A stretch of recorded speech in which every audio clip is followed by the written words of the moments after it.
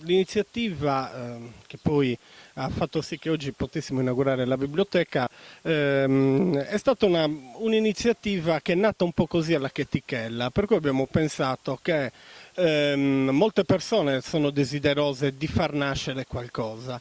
E la nostra biblioteca aveva bisogno di un aiuto in questo senso e allora è nata questa iniziativa attraverso i social network, attraverso qualche articolo, anche qualche giornalista ha visto che era una cosa interessante, ha fatto qualche servizio in delle reti regionali. E siamo partiti con questa iniziativa che era aiutaci a far crescere la biblioteca di Asuni.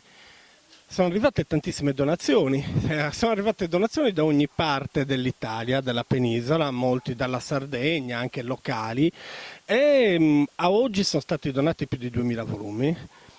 E sappiamo benissimo che la situazione sta sempre crescendo perché abbiamo sempre continui contatti e quindi è un'iniziativa che fa sì che oggi ci porti a far inaugurare la biblioteca.